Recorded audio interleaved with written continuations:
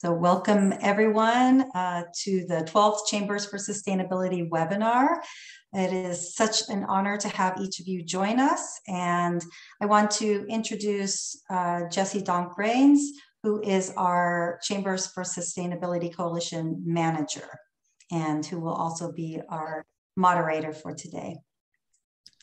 Thank you so much, Michelle. Thank you so much, everyone, for coming out. We've got two really amazing speakers in Taylor Shelton from the Fayetteville Chamber in Arkansas and Brittany Quick-Warner from the Eugene Area Chamber in Oregon. Both of these speakers, in very different ways, have shown are very incredible examples of the ways that chambers can kind of strengthen their business community further than just strengthening their bottom line, and kind of why examining more than just that bottom line is really important for chambers everywhere as we all move forward. Before we get started, I'd like to take a moment to introduce our team. We work really hard to put all these together, and everyone deserves that recognition. So first off, we've got Ananya Krishnan, who is our Sustainable Media and Business Research Coordinator.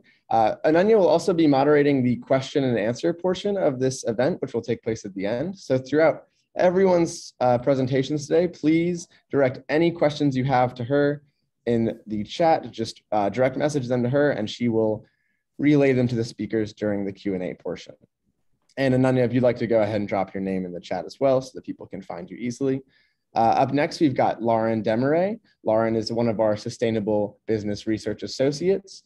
She will also be managing some of the Zoom tech stuff for this call today. So if most attendees will be automatically muted. If you'd like to come off mute during the discussion period, if you have something really important you want to share, please just message Lauren and she'll get that done for you. We've also got Justin Barella on the call, another one of our Sustainable Business Research Associates.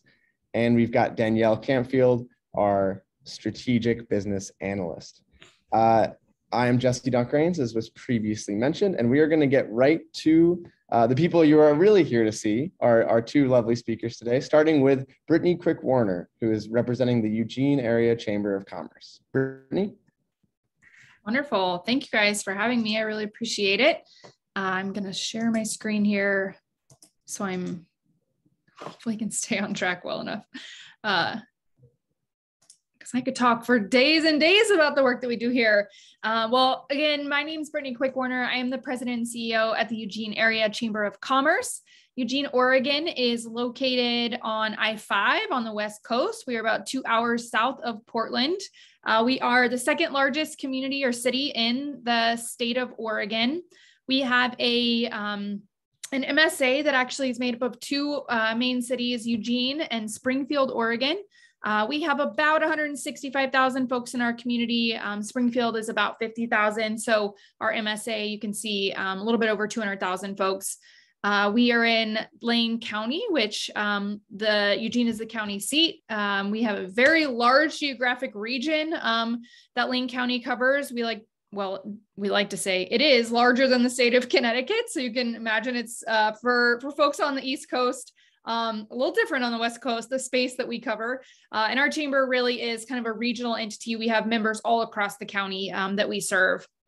So I'll jump right in here. I think it's always good to ground ourselves in what our mission is. And for our chamber, we really see ourselves and the role that we play is to create a vibrant and diverse economy that really does create economic opportunity and well-being for everyone in our community. The short and sweet way I like to say that is we want to create opportunities for folks so they can live happy, healthy lives. And we believe that the chamber's role in that, right, because that's a mission that a lot of organizations in our community and across the country are trying to aspire to. Our role in that is making sure businesses can succeed because we believe that's a means to an end. Successful businesses is a way to help provide good paying jobs, healthy work environments, et cetera, so people can live happy, healthy lives. So businesses' bottom line is, again, a means to an end. And we don't just stop by saying we want to have really strong, successful businesses. We want our businesses to actually pay living wages, to have work environments that are inclusive and welcoming to folks so people can really thrive in our community. We have 4 core values that we that we really keep at the heart of everything that we do. And we put a lot of time and effort into identifying these because not only are these our core values, but this is what we want to attract to our organization. We think living by your values helps attract people who align with that. And so I would say these are the types of members that we recruit. This is what our board members prioritize, et cetera. So the first is lead. We're strategic thinkers with bold ideas. We are catalysts in promoting positive community change. And we are not afraid to push boundaries with creative solutions, not your status quo, sort of this is how we've always done it kind of chamber. Innovate.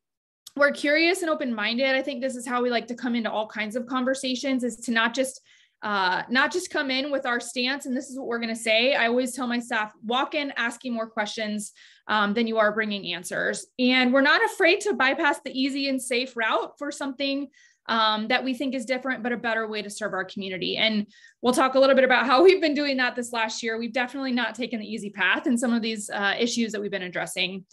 Engage, we pay attention and we participate in the hard conversation. So I don't like to kind of fly in and out on things that just all of a sudden pop up and are interesting to the business community. We really want to be able to establish credibility, to actually do our research, and to dive in deep to the issues that we're really trying to influence.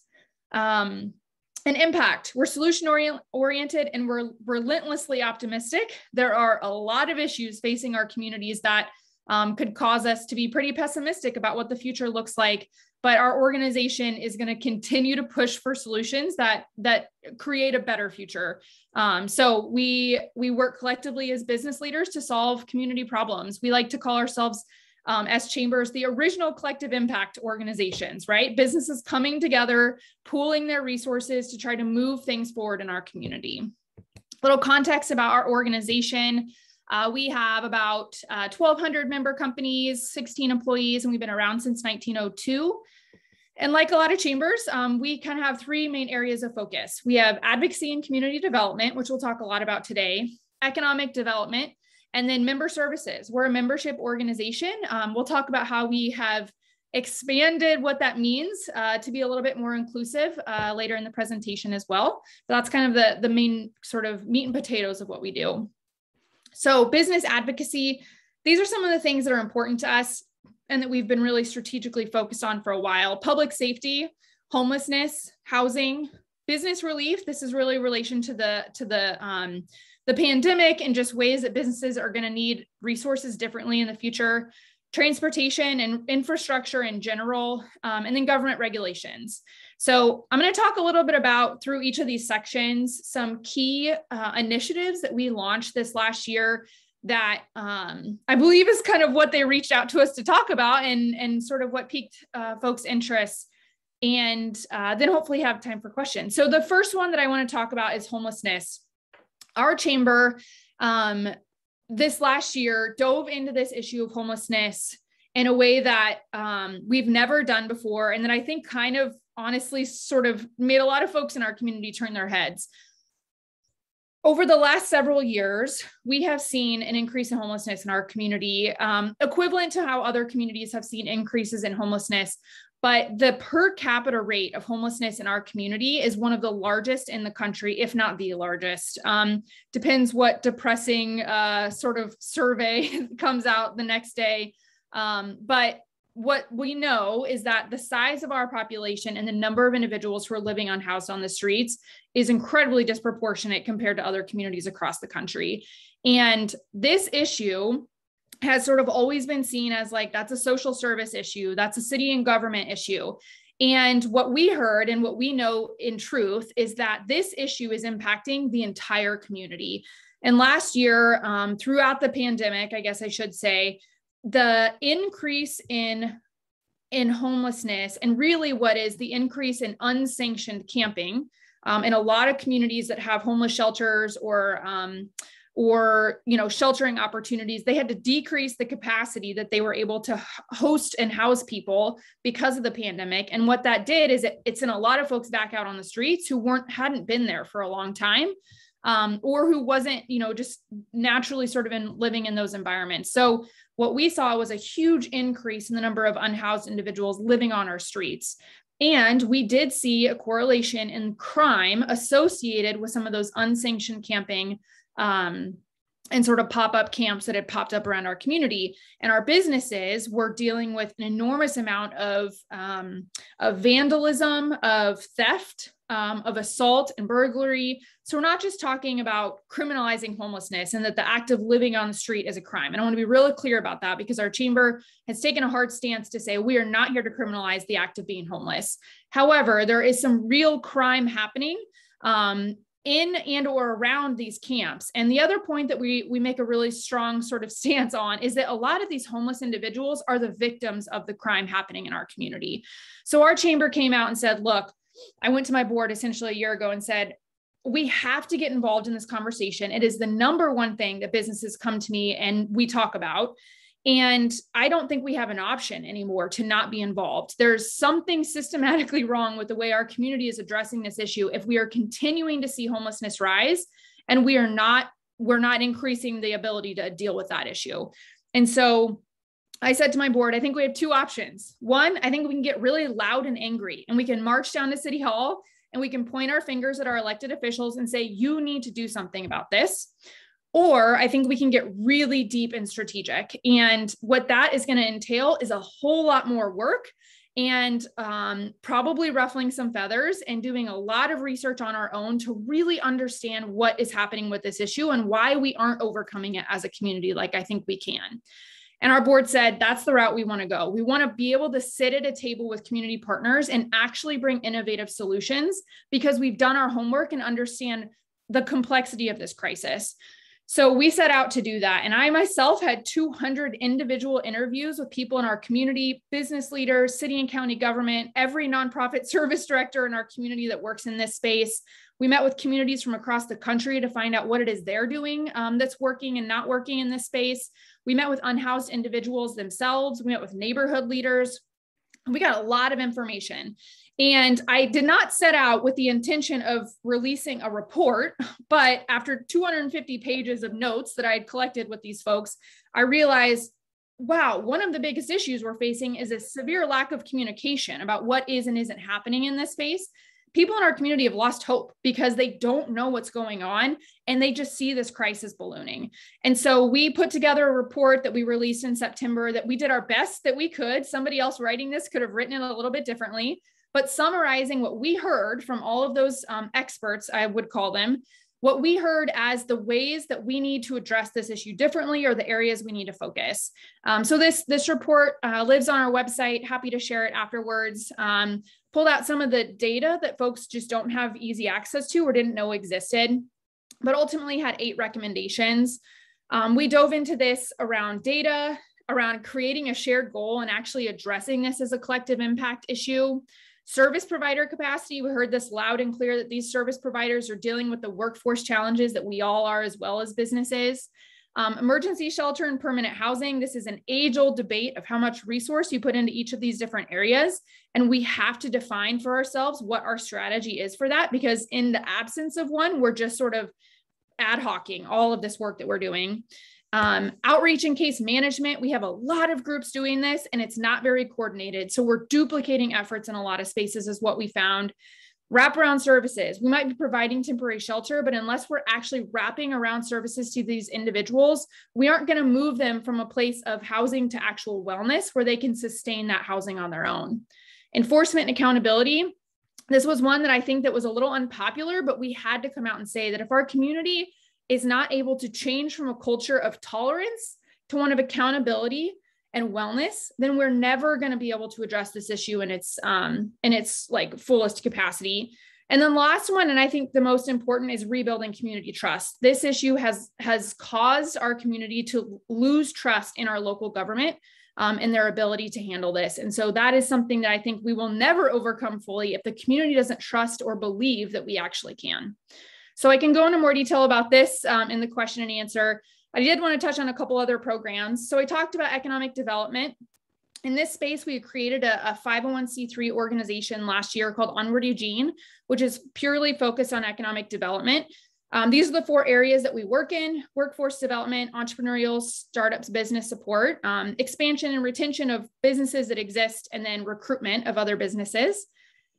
Key sectors in our area: technology, food and beverage, wood products, and manufacturing. And so we really do a lot of very specific work in these sectors to try to strategically grow and enhance those industries, because they pay the highest wages and they have the most the most jobs in our community right now. So we do a lot of work focused in that area. And then member services, which this next program that I'm going to talk about doesn't just live in this member services bucket, but I needed a place to put it. So I will do that here. But this is really where we're focused on business training, networking and connections, and then our equity, inclusion, and diversity work, which is what I want to kind of highlight again as well. So our community was not, was also, I guess, impacted by some of the riots that popped up across the country associated with the murders of some of Black individuals in our community.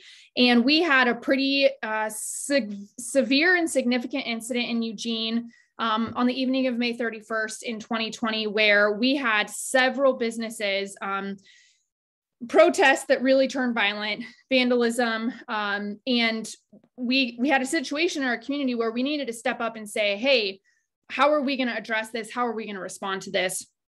And because of the relationships of our chamber and because of the, the attitude that we've had about inclusivity in our community, the NAACP reached out to me and said, hey, we want to pull together Black leaders in our community. We want to sit down and have a conversation about how we're going to respond to these riots here locally. Can the chamber just host us? Can you just let us use your conference space? I said, of course, absolutely. I'll just be a fly on the wall. I want to be here to support you however you can. That conversation was raw and it was emotional. And there was a lot of just angst, even amongst the Black community, about how we were going to respond to what happened in our community as, one kind of unified voice. And in that conversation, I had the pleasure of sitting there and just listening to these leaders grapple with this. And I was absolutely just floored at the level of civility, but also just like rawness that they had with each other about how they were going to respond. And it became more apparent to me than ever that there is a role for the business community to play in making our communities more welcoming and inclusive. People who are experiencing any kind of adversity in their lives, right? They are people in general, if they're able to work, spend most of their lives at work. That's just a reality of how our community and how our society is built, right? We spend a lot of time at work. And if our places of employment are not welcome and inclusive and people feel safe, then we are never going to achieve this ideal of like really having a welcoming community. And so to me, it was very clear that there was a role for the business community to play. And that role, I think, needed to be led by our Chamber of Commerce. And so we ended up standing up the next day with the president of the NAACP and a couple other community leaders to say, Black Lives Matter. And we are going to work together to try to create more inclusive workplaces, because that is a spot where we do have an expertise and a reach with our employers. So we created this program, Endeavor Eugene. 3 core areas of focus. One is the community building. We want to lift up organizations in our community who are doing this work. The second is training for our local professionals. We want to help bring things to people so they understand how they can do better in their businesses to actually achieve this level of inclusivity. And then supporting BIPOC businesses so they can actually succeed in our community as well, and getting really specific with the resources that they need. Really approaching equity to say, look, you might have barriers that you're trying to overcome that other people just don't have. So we need to address those specifically. So this Endeavor program is led by a committee of individuals who've stepped up to say, this is important to us. We want to do this work. And we have all kinds of ways that it has manifested in our organization. We try to not keep it in its own sort of separate box. We want it to like integrate into everything that we're doing, because I think that's how real sort of inclusivity and equity work actually works, is to make sure we're evaluating all of our programs with this lens, and not just kind of putting it over on the side and saying, oh, that's a thing that we do. So one example, just because I think it's kind of hard to imagine how that happens sometimes, is we made a really, I think, difficult, but also strategic and inclusive decision this last year, to open our business membership up to anyone. And by anyone, I mean, we have a free membership. And that was something that was not a lot of chambers across the country have done yet. A lot of folks are looking at it. So I want to give credit to the people who have gone ahead of us. But for me, this was something that, and for our organization, this was us putting our money where our mouth was and saying, look, if we're going to bring in individuals and businesses who don't have the financial resources to be a part of this organization because we want to support them, then we need to make sure we make it as accessible as possible. So we launched this free membership model in June of this last year. We have over 200 members who've joined since then under this free membership model. Folks who would not have joined otherwise. Really, that was the point. We're not trying to just create a free option for our paying members, but we want it to be people who maybe weren't, looking at the chamber as an option for them. We also did a lot of kind of looking at our programs to say, okay, which things do we want to open up to the broader community that is more open and accessible? We launched a series called Committed to Community back when the pandemic started, and we decided to continue this. This is totally free and open to anybody in the community to attend. And it's really focused on how do we bring more information more broadly about what's going on in our community. So this is just an example of a program that we opened up to anybody. And we've done that with a lot of our programs. So I could go on, and I want to make sure to give time for the next speaker and questions. I think the Chamber of the Future really is focused on ways to meet people where they're at and to actually be transformative in their communities and not just sort of have a transactional relationship with businesses. So we like to say in our chamber, hope is not a strategy. We actually have to do the work to create the change that we want to see. So I appreciate being here and happy to answer questions when that's appropriate. Brittany, thank you just so much for sharing. And I would just like to commend you, I think, on behalf of everyone here for at every step, not taking the easy way out. I think that it's very easy for chambers, really for anyone in any position and any community position to look at something and say, well, that's not my problem. And I think that at every step, maybe more than any other chamber I've ever seen, you have said, no, this is our problem. This is our community, and we're going to address it as community leaders. So I'd like to commend you. Made me chills. Moving forward, we've got the Chief Economic Development Officer from the Fayetteville Chamber of Commerce in Arkansas, Taylor Shelton. Taylor? Hi, thank you. And thank you and good job to Brittany. That was a wonderful presentation, and I took some notes, so you may be hearing from me. Might have to share some of your ideas. That was great. Well, my name is Taylor Shelton. As Jesse said, I'm the new Chief Economic Development Officer for the Fayetteville Chamber of Commerce. I just took over that role just last week, so I'm right in the middle of the transition, but I've been working for the Fayetteville Chamber of Commerce for 5.5 years now. My previous role was the Director of Government Affairs and Sustainability, so I spent the last 5.5 years working with our city council, state legislators, and then working with our various stakeholders in the community on our sustainability initiatives, which is the topic I'm going to be talking about here in just a few moments. But real quick, I'm going to share my screen here. I've got a couple things that I would like to go over with y'all. I think that would be beneficial to share. First off, if I could get a thumbs up from somebody that they can see my screen there. Good deal. So you can see the website and everything. Perfect. All right. So this is our website. Fayetteville, Arkansas is located in the Northwest Arkansas corridor of the state. We are just after the census, we are now the second largest city in the state of Arkansas. So we're very proud of that. We share the region with Rogers, Siloam Springs, Springdale, Bentonville. That's kind of our MSA area. Our MSA is just over 550K. So we're pretty sizable area. Of course, we've got 3 Fortune 500 companies in our backyard: JB Hunt, Tyson, Walmart, all great companies that we get to work with. We are also home of the University of Arkansas. So Fayetteville is the home of our state university. It's got a population of 27,000. And so that's a pretty sizable portion of our population. Fayetteville's population is just over 90,000 now. So we're very quickly growing. The Northwest Arkansas region is the fastest growing region in the state. And we get a lot of transplants from the Dallas region, from the Kansas City Metroplex region, St. Louis, Tulsa. So we get a lot of people that are coming here for school and staying put and starting their businesses. So some of the stuff that we've been focused on in Fayetteville is workforce development, startups, entrepreneurship. And so I'll touch a little bit briefly on some of those programs as well, but the bulk of what I'll be talking about is in our sustainability. So this is our website. The 3 focuses that we have on who we are and what we do are community, leadership, and economic development. We always say that we put leadership in the middle because without leaders, you have no community, and without leaders, you have no economic development. So we really stress leadership as a main priority of our chamber. We have a number of different leadership classes. The first one that you can participate in is when you're a junior going into your senior year in high school. And so we have a teen leadership class. This is a one day every month. The students will go and take a field day essentially to meet the different officials and heads of different sectors. So each day is a different sector. So we have healthcare day, government day, nonprofit day, public education. And so the students really get a great exposure into the community, how to plug themselves in. And it's a really great experience. The adult leadership class is very similar to that, but a little bit more ramped up. So that is for business leaders in the community, employers that want to participate and get plugged in.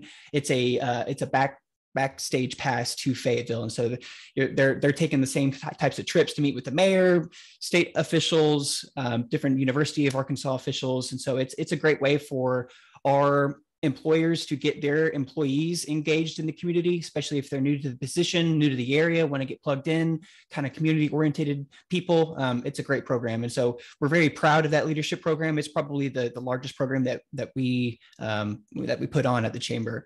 And then economic development, the third bucket, which is my position, the Chief Economic Development Officer. I work with the city of Fayetteville on our economic development contract. And so we are the city's economic advisor. We work on large scale projects for attracting retail, manufacturing, all of the hot sectors that we are wanting to target. I work very closely on developing a BRE, business retention and expansion survey that we do not only for Fayetteville, but for the Northwest Arkansas region. And so that kind of helps our city and our other economic development organizations kind of stay in the know on different expansion opportunities, complaints, strengths and weaknesses, all that kind of stuff. So it's a very useful tool that we use with the city. And so I do a monthly report with the city of Fayetteville and the mayor on our economic development projects, and kind of keep them in the know on the stuff that we are working on. So we are kind of the first point of contact working with the Arkansas Economic Development Commission on finding incentives for businesses. So just a little bit about on kind of the three buckets that we have there. The community aspect that we have is where our sustainability initiatives come into play. And so we have a pretty robust sustainability program, the one that we've began to revamp.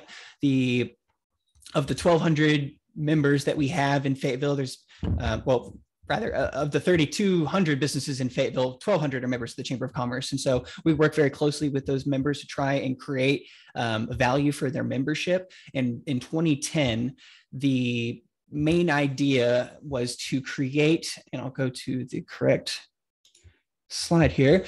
The Greenway Initiative was our attempt in 2010 to create a small business version to the certifications that you would see, like the LEED certification.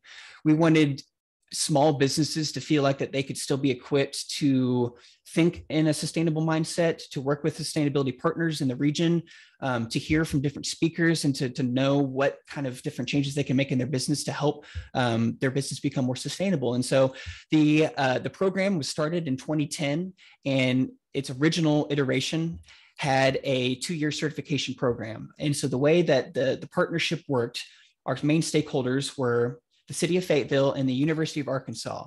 The city of Fayetteville was instrumental in creating what their standardized guidelines, what they would like to see from businesses in Fayetteville to be considered a green business. And so the city of Fayetteville has a very rigorous energy and waste treatment plan. And so they have a waste diversion plan that is very rigorous. So they wanted to make sure that the things that we had included in our certification program were in line with the goals and the mission that they have on the city level. And so we wanted to make sure that they were a partner going forward in the Greenway Initiative. The University of Arkansas was another important stakeholder because of the way that the certification program was operated. And so essentially, a business that was interested in becoming a certified green business through our program would complete a self-audit. Self-audit was essentially a scorecard, something I'll share here in just a moment, that had a bunch of different items on, we had 5 different categories: waste, people, energy, water, and purchasing. And so within all of those 5 categories were a number of action items that businesses could implement or have, could spot check and verify that they've been doing. Then there was also an educational component to that scorecard as well. And so once the businesses completed the self-audit, they would then kick that information back to us. And then we would work with a group at the University of Arkansas to go and then perform a spot check or the certification check. And so that group at the University of Arkansas comprised of a group of trained students. It was a student organization group that was in line with sustainability. And so they decided to take this on as their project. And so we would get the self-audit from the businesses, send that information to the students. The students would then schedule a meet and greet with the businesses. They would go touch base and spot check all the information on the scorecard. They would then take that information and compile it into an executive summary. If the business got the score, it's pass or fail. So if they got the score, awesome. Then they then go through the process of our marketing process on promoting the business for having obtained that certification. We do a green business ribbon cutting. So we do regular ribbon cuttings for new businesses, but do a green one for the green businesses, bunch of social media promotion, all that kind of stuff. The 2-year certification came with some continuing education. And so they would attend our Green Business Committee meetings and hear from our speakers in the region or in the city of Fayetteville on sustainability. So it was a very active program. Once they were in, they were kind of in the loop. And so they got to participate in a number of different things and hear from different speakers and kind of build a little network there. Of the first iteration of this program back in 2010 ran through, and we had about 32 businesses that went through the program and got their certification.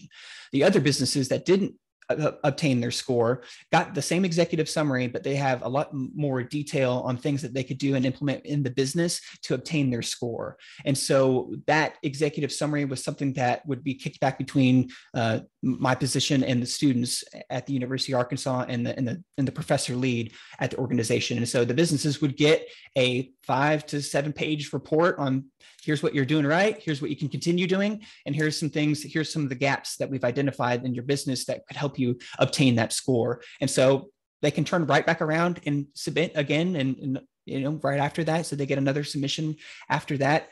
We do another spot check in 2 years just to kind of make sure that they're keeping up with the things that on this scorecard, so that we don't want them to just do it and forget about it. And so there was a lot of checking back in with the businesses to make sure that they're continuing with the program.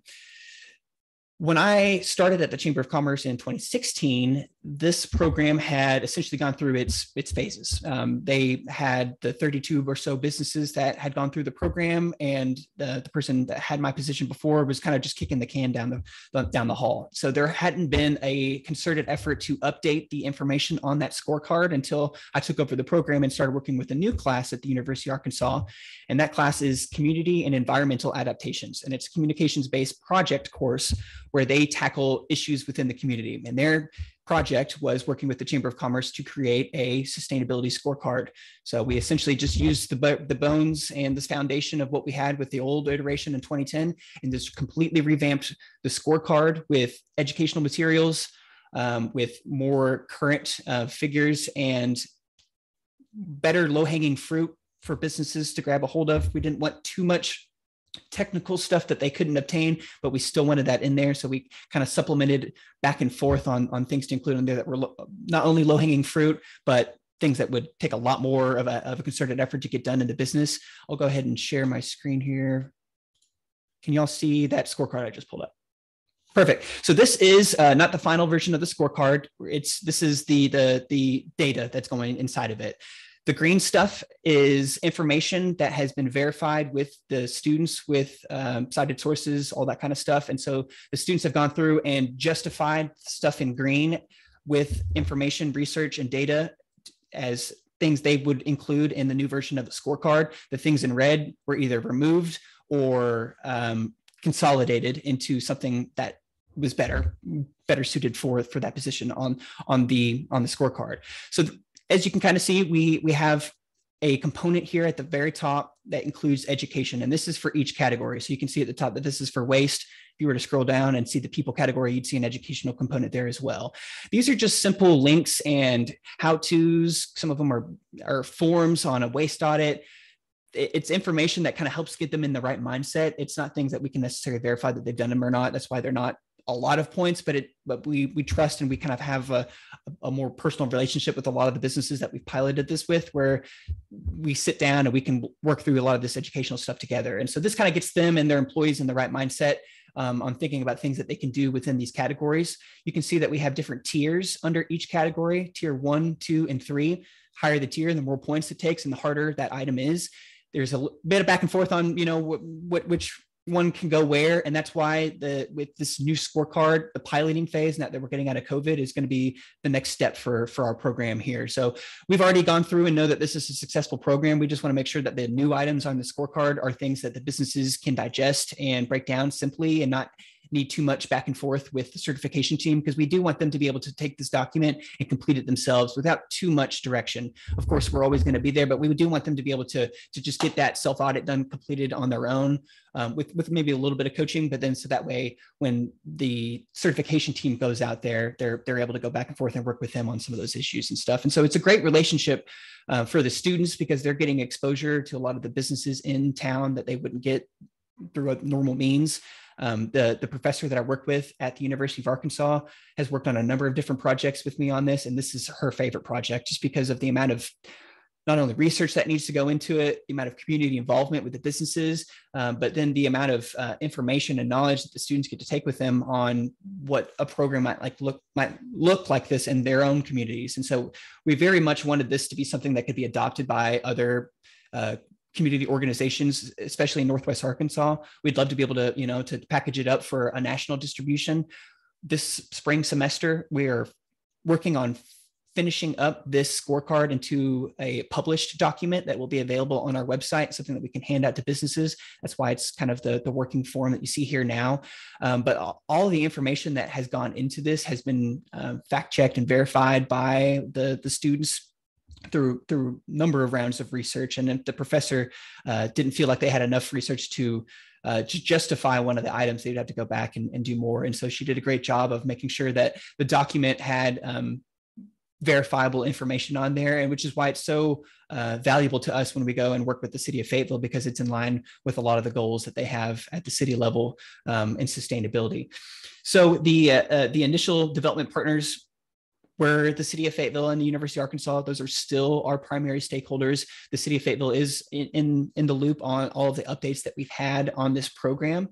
We do hope to begin to sign up the students to work on the publishing document this semester. And then also we have another class working on doing the consulting piloting phase of the document. And so we've already gone through this once with the chamber. So we're very optimistic that it'll be successful and it will be received well by the community.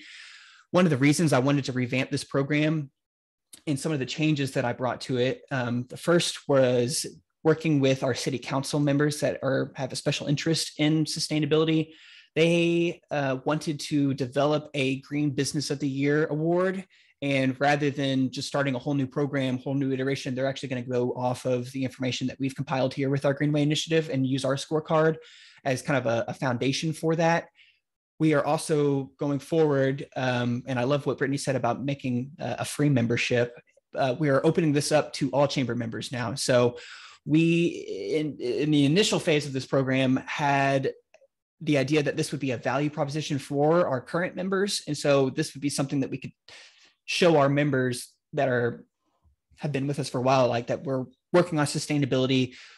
Their membership can help pay for, this program. It's part of, it comes in their membership. It's something that'll be worthwhile for them to focus on. It'll help their bottom dollar. We still believe all of that, but we believe more so now that the impact of having your community behind this, not just your chamber members, is much more important. And so when working with the city of Fayetteville, it was clear that they had they were a little bit more reserved working with us on this program because it was reserved only for chamber members. But now that it's been opened up to all members in the city of Fayetteville, we're getting a lot more of a positive response from the city council members and other people in the city on the work that we've been doing, just because we now recognize the importance of sustainability as a message that should be heard by all residents and all businesses in the town, not just our chamber members. It's great for our chamber members. The ones that have gone through the program have had a wonderful time.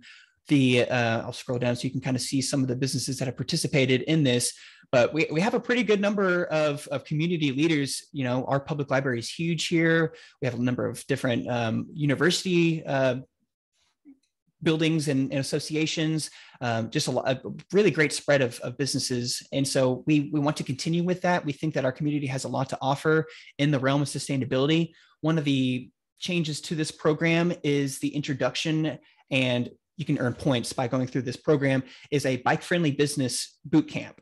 So Fayetteville has just obtained, we're number 6 now of bike-friendly business community. So we have 30 bike-friendly businesses. And we just started over the last 2 years a boot camp program to get businesses on that application and get them to sign up, not just send them the link and hope that they do it.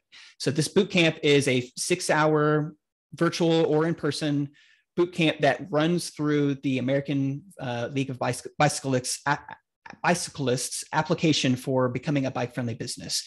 It's a lot easier to get them to the finish line and to push them over the edge when you can hold their hand through the process. And so we don't write the application for them, but we do run through a mock-up application that I've filled out with information that the chamber has done in advocacy. So the chamber, we only have 9 employees at our Chamber of Commerce, and Lydia and I are the 2 youngest ones. And so there's not a lot of biking to work. So we have to make up our points in advocacy. And so a lot of what we do, so we're a silver designated bike-friendly business because of our work in advocacy. I ride a bike, my boss rides a bike, not to work. It just doesn't work in Fayetteville that way. And so we really wanted to stress in our community that you don't have to be, a bunch of bikers to work. You can have facilities, you can have access to trails, you can have community events, you can have all these things as a part of your way of business and obtain a designation as a bike-friendly business. You don't have to all be bikers, that kind of thing. And so we really wanted to create a pipeline, not only a pipeline to and from our business, Green Business Scorecard, to doing the boot camp. Because if you get that designation and become a bike-friendly business, you're going to be earning points on our end on the bike-friendly, on becoming a green business. And so that boot camp was a partnership between the City of Fayetteville, the Chamber of Commerce, and then an organization, nonprofit called Bike NWA, which if anyone has heard anything about Northwest Arkansas, we're huge on biking right now. We have almost 400 miles of paved and unpaved trail in our region. And the Walton Family Foundation has been huge on that. We've got miles on miles on new mountain biking trail, tournament level mountain biking trail. We just hosted a cyclocross event that was a world event. First time it's been hosted in the United States since the 70s or something like that. So it was a big deal for us to be able to do that. And so we're really leaning into that message of becoming a green business, not just worrying about sustainability, but worrying about how you become more welcoming to the biking community, because biking as a way of business for us is becoming a very real topic. And it's become a very real economic engine for us to focus on generating more bike-friendly businesses. So my goal over the next 2 years is to double the number of bike-friendly businesses that we had. Over the last 2 years, since starting the boot camp, we've had 15 chamber members become bike-friendly businesses. And so with that new program, we had about 12 or so that were bike-friendly businesses before we started the boot camp. So since the boot camp started the last 2 years, we've got a pretty sizable number sign up and get that designation. We've had more that didn't get the designation that are still working on it.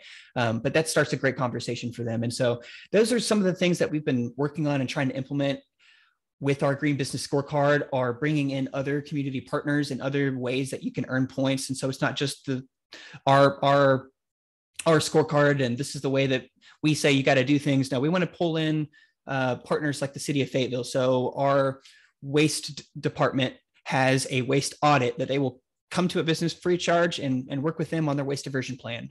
And that's part of, if you take that step and just at least take the 30 minutes to an hour to work with the City of Fayetteville on that waste audit, you'll get points. And so that's important. We want to make sure that we're working with our local utility partners, that if there's some kind of incentive being offered, especially with some of the energy companies, they'll come in and they'll blow insulation for free in your business and building, and they'll fix all your weather stripping.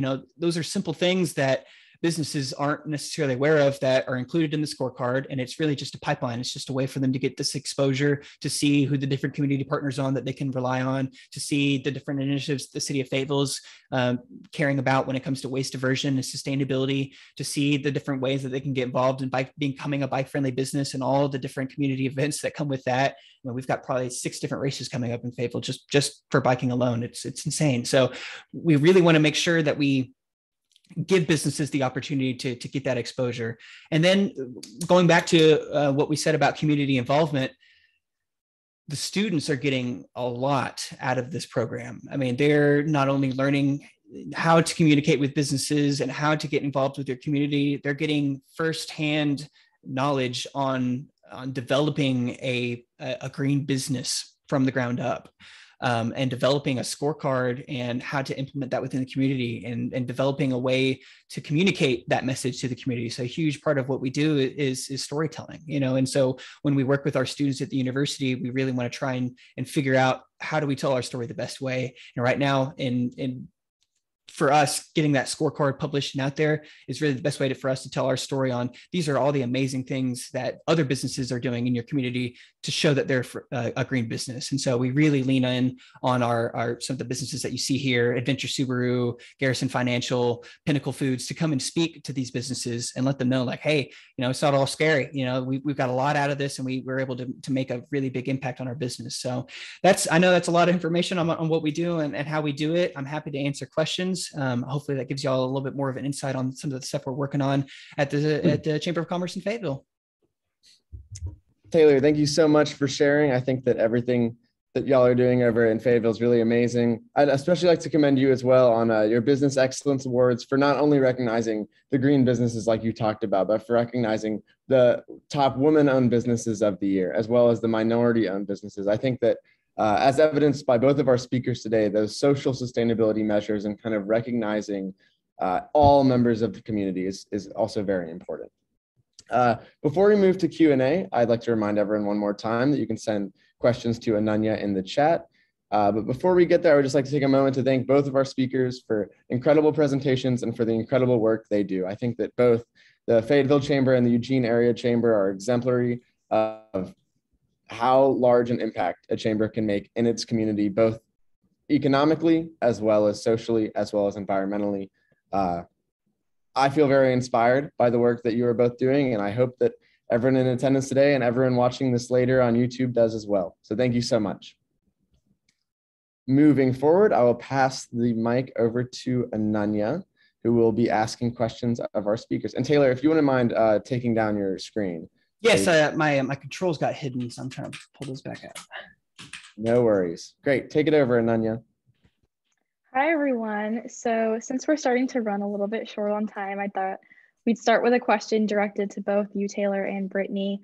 How has COVID really impacted some of these social and sustainability issues that your chamber has been tackling? I know, Brittany, you mentioned how it's kind of escalated homelessness, but I'm also curious, Taylor, how COVID has impacted sustainability issues. And again, Brittany, any other major issues in the Eugene community?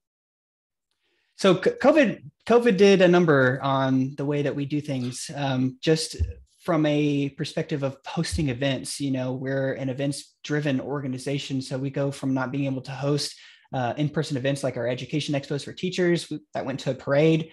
We hosted a number of committee meetings via Zoom that we hadn't done before. Our government affairs programs pretty much went all virtual. So we hosted forums for our mayor's races and our city council races, all via Zoom.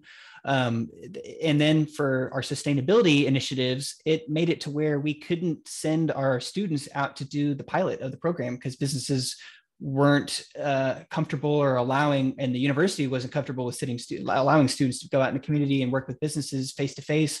And doing those spot checks, just because, especially when it first hit, it was just so serious. So we really had to do a lot of taking a step back. That was when we decided that we could do a lot more research on the scorecard and knock out a lot more information that was included in that to make sure that was as Loctite as possible. So when we do get cleared up to go start doing a pilots in the community again, we would be ready. And so we had to just adapt and find a different line of work that fit our goals still. We couldn't just sit around and do nothing. That bike-friendly business bootcamp that I referenced, its first version was in person, but then we pivoted to all virtual, and we got more people involved that way than we would have just doing it in person. And so it was kind of a benefit in a way, a silver lining, that we got to host that virtually still, because it was such an important part of what we wanted to continue doing. We just couldn't necessarily think about it the same way as we could. And so the way that we wanted to move forward now is probably with a hybrid model. And so, for those that want to do the in-person events, that option will always be there. And we will always believe that in-person is going to be something that's important to provide for our community members and for our businesses. But being able to just zoom in and just get the information, during lunch, if it's a community meeting or something along those lines, I think is going to be the way of the future, at least for our chamber. We just want to make sure that Zoom's not going anywhere for us, unfortunately. As much people probably want to retire it and delete it off their computer, it's just too useful of a resource for us to not continue leveraging for the rest of our community members. So. Thanks for the question. Same to the tactical components that Taylor talked about, and sort of the way that we deliver our information and interact. But I think on a bigger picture, something that I think a lot of folks, it was hard for them to keep this in mind and to actually remember that there's like really hard stuff going on in our communities at the same time that businesses are really struggling internally to just kind of keep the lights on. And so I feel like there was this sort of sense of, well, the business community doesn't want to dive into this equity conversation because they don't care about that, or they're anti sort of like equity priorities. The reality is it's hard work, and people everywhere are just really exhausted. And so I think it was really like, it was such an interesting sort of collision of like levels of exhaustion and people needing to do something differently at the same time. And I think that, our community members of color and across this country have experienced this exhaustion for a long time. And so it's not like we can't just excuse it away. People are too tired with COVID to actually do the right thing. We just, as the chamber, had to be able to sustain the energy. And that's something I've been like trying to explain to my staff. We started doing things differently during the pandemic because it was out of necessity, but we have to keep pushing these issues forward, even if it feels like the energy's gone in them, because they're still important things for us to be focused on. And I think that's been something that we have to really try to like keep at the front of mind when we're talking to businesses. Is like, man, they really want to solve this homeless problem, but they're also trying to make sure they can make payroll at the end of the day. Okay, let's just keep it in context that it's not that they're not interested. It's not that they don't care about it.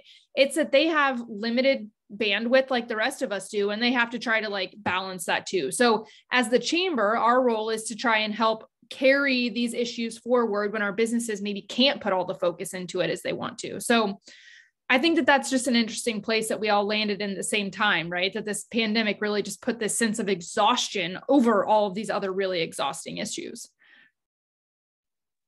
Yeah, thank you both for that answer. I know it's been a rough, crazy couple of years. I think we have time for one more brief question for each of you. On that note, Brittany, I also wanted to ask, has there been any feedback from the community regarding the measures and efforts that the chamber has been taking to educate and evaluate and bring awareness to the importance of equality? Oh boy, yes, so much. And honestly, I think that's the hardest thing for, I feel like, anybody, chambers or otherwise, is to keep pushing through this conversation amidst the negative feedback. Oh, hello. My dog just came bolting in here at me. Is to keep people focused amidst the feedback, right? And I like to remind my staff, like, we have to keep the small things small. It feels overwhelming when 5 members reach out and drop their membership because we're focusing on this equity work and they don't think it's the right thing for us to be doing. But in reality, we have 1,195 others who didn't, right? Like, we have to be able to keep the small things small. And I have to do that for my board sometimes too, right? Because they hone in on those messages that look like conflict and people raising issues. But the reality is, all of these other members, they decided to stick around despite us doing that, or maybe because we did that. And I think that that's important to just keep things in context. Same thing with the homelessness issue. We've gotten feedback on both sides. Like, thank God the chamber is actually leaning in on this because we don't see the leadership elsewhere. And other people saying that's a social issue. Like, why is the chamber doing that thing? So yes, the feedback's been there, and we kind of have to just keep pushing through because no one doing the right thing is going to make everybody happy, in my opinion. So. Yeah, definitely. There are two sides to every story. One last question for you, Taylor. What, if any, are some organizations doing similar sustainability work in the Fayetteville area or in Arkansas in general? So we have an organization called the Northwest Arkansas Council in the Northwest Arkansas region that is an economic development organization that is very focused on a number of attraction, I guess, projects. So some of you may have heard of a incentive. It was $10,000 in a bike that the Northwest Arkansas Council was offering people to move to our region, and we'd give you $10,000 in a bike, but you had to meet certain criteria, got to go through the application, all that kind of stuff. And they picked who they wanted. It was primarily focused towards to younger generation, high-tech jobs, people that were working remote, that kind of stuff. So they have initiatives kind of like that, like big brain stuff.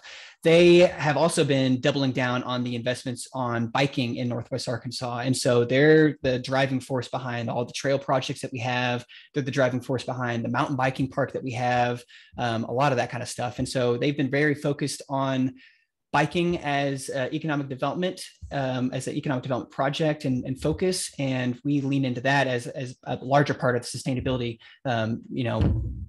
economy that we're trying to build here in Northwest Arkansas. And so we really lean on them to do a lot of that high level stuff that we just don't have the resources to do and promote. And so that's another organization that's really focused on not only, biking and stuff, but they have other sustainability initiatives, but the biking is huge for them right now. And that kind of falls in line with our mission of sustainability and promotion of that lifestyle. And so that's one of the regional partners that we work with. The other one I mentioned before in biking, again, is Biking WA. We work very closely with them. The city of Fayetteville, however, is probably the #1 proponent of sustainability initiatives in our region. They're a thought leader and a progressive leader when it comes to the other surrounding cities in our region. We're usually the first to adopt things like considering a plastic bag ban at our grocery stores. That was something that we considered. And that was, driven by the city of Fayetteville. They have a 2040 waste diversion plan. They have a energy consumption plan for all of their buildings. They want to go net zero as quickly as they can. And they have a very, very structured plan on how to do that. And so I would say that the city of Fayetteville is actually the #1 organization leading the way when it comes to sustainability, other than the Chamber of Commerce in Fayetteville. So. That's awesome. Well, that's something to be really proud of. I think we are out of time now, so I'll pass it to Michelle for closing remarks. Yes, thank you so much, Ananya. Well, first of all, I really want to thank Brittany and Taylor for the very inspiring presentations. This is a treasure trove for chambers to go in and learn from each of you. Our team has really been at the forefront of doing research on where chambers are on their sustainability path. So we, as a coalition, we have members all around the world, but our focus lately on the research of how many chambers are really diving into this topic has been amplified recently. And we are we have a list of every single chamber in the United States. We're systematically going through every single website of this particular team, trying to identify where, those programs are. You're the unicorns. Each of you are doing so much amazing work. We are right now, we've hit quite a few states where we've finished them, but we're about 3 to 5% of chambers that are even starting down this path. And we are looking for any thread of any type of sustainability effort. So you guys aren't just a thread, you are, you know, the leaders in this. So I just really applaud that. And we had a new chamber just join us. I want to just make that announcement. The Reno Sparks joined the coalition, and our goal is to really bring and share information so we can all be stronger and inspire each other. We have really cool new programs. We have toolkits that are going to go out to chambers just to even start a green committee, like something super simple, really easy to just ease them into this process. So if you have any other ideas to kind of get, or if you have any influence with chambers that are close by, let us know, or how we could help, or bring them to us if they are leaders within the space. But I know we are way out of time, but I wanted to say thank you. Thank you for our team, Jesse, and everyone who's doing all the work to bring everyone together. Please feel free to share. We will be posting this up on YouTube, as well as on our Chambers for Sustainability website. And just wish all of you the best, and thank you. Keep up the great work. Thank you. Thanks for having us and for all you guys are doing. Absolutely. Thank you so much. Happy to be here. Thank you so much. Thank you both. Bye.